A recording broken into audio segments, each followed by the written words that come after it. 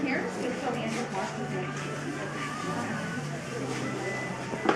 This is awesome. It feels nice. It's like, I think this is too yellow. Because the original colors were like kind of orangish. Yeah. Even though they said yellow, it's like I'd want a more goldish color at least, if not more orange. Because I like red and orange. It's like too orange. What about the one beside it?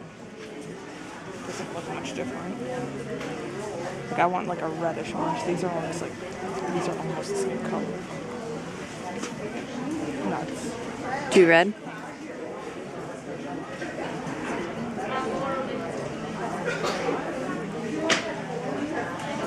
I was getting orange. This would be the type of orange I would want. Because it's like kind of like reddish orange. Yeah, because in the game it's way more brighter like that. Yeah. I feel like that's perfect. What fabric is this? This is Cotton. No, that's Heritage Quilting Solids, cotton. 100% cotton, yeah. So cosplay to me is really just embodying, whatever thing you love, right? So if you look at any other area of interest that someone gets into, like a sports league or something, like people dress up as fans and mascots. I see people going just like for like cooking, right? They'll all be in their get-ups and they'll have whatever they're interested in to really show off their colors. And for geeks, it's superheroes and anime people and that sort of thing. And so why wouldn't we do that? And so that's exactly it. Okay. Yeah. So are you already recording? Yeah. Okay. Cool. I just want to make sure. So cosplay is short for costume play. Should I look at you in the camera? Whatever you want. Okay, it's fine.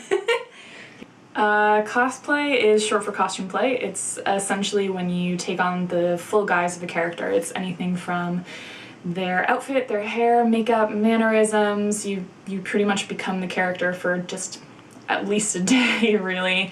And it's a bit of an art form because a lot of cosplayers end up doing what I do, which is just building from the ground up. You start from scratch and you end up with a really great project. I'm just gonna pleat it up just a little bit so you can get kind of the effect.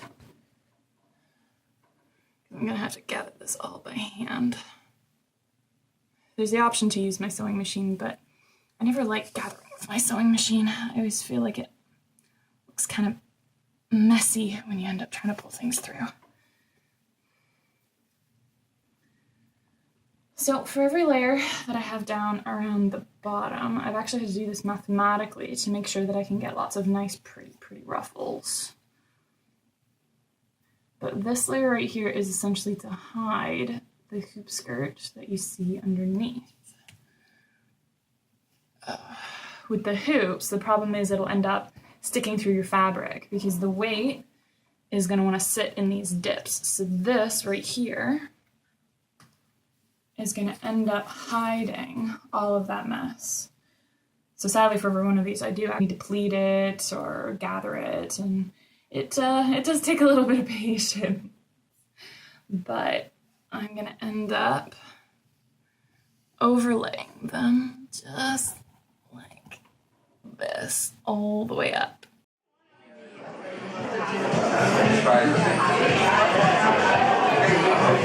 These panels are like 10 meters long a piece. So I did the math to like see how much fabric I actually have. So it's like 76 meters worth of bought fabric. Oh my god. 44.5 meters in extra materials, so like boning, bias, that sort of thing. 331.8 meters in connected fabric. That's how massive this dress is. Kristen, you're ready to walk the red carpet.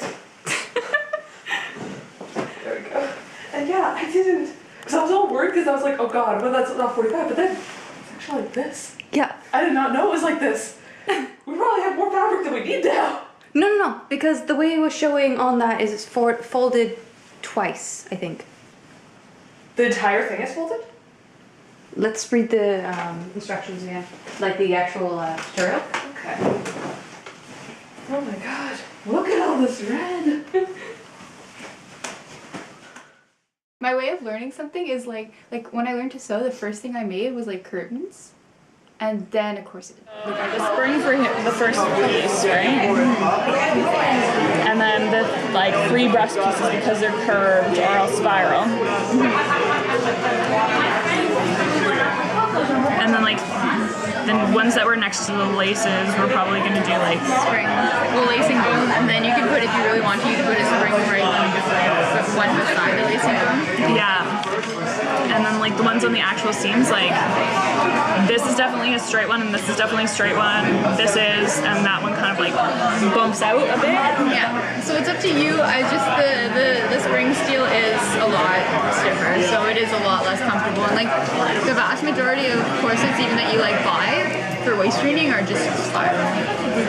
They're only usually spring if it's like tight lacing. So probably like spring, spiral, and then do the rest of them in spiral. Yeah. But then, it's, well, she said her thing was 60 though.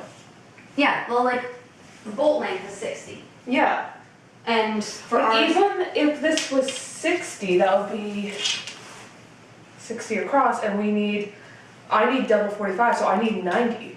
So even 60, would it be enough to fit a human? then how did... We do this. Okay, using I want to do what I did before, which is I had a piece of scrap fabric and I made one for a figure I had. Let's do that. I'll get my action figure. Exactly, whoever you want to have a cloak. The reason I like cons is 2 things. One is like it gives a tangible deadline to your hobby.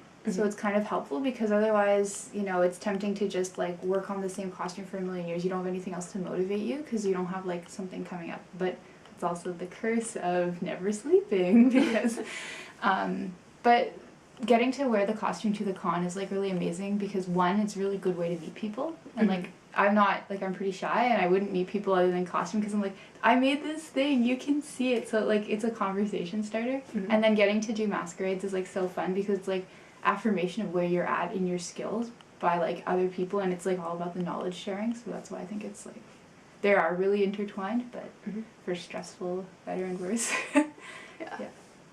A lot of people, when you're doing masquerading and stuff like that, we're all really chatty. So we have this really huge tendency that it doesn't really matter like what den you're sitting in or how you're organized or anything like that. You'll just look and be like, I really like the way that she did like her wig. And you're like, how did she do it? And then you start guessing how this person did that, and you're like, I'm just gonna go talk to her. And you just sit down and you're just like, hi. Because you have like 7 hours, so the first hour is like you figure it out, and the first hour comes and like I've been looking staring at you for 45 minutes, and in this situation that would be awkward. However, I really want to know how you did this thing, and then they will equally respond with, oh my god, it was so tough, or like they'll just launch into this huge description of that, and you're like, look, I have pictures and pull up their cell phone. Because I needed 45 inches, this thing is 45 inches, so I need from edge to edge with like no allowance whatsoever. Exactly. Well, no, because we measured you at 41. We put 45, allowance. oh that was the allowance. Okay, Yeah. okay, good. Because this does not reach 45 is the issue, that reaches, what was your thing? Mine is, we said for me, You were 140. in Centimeters. total. Yeah.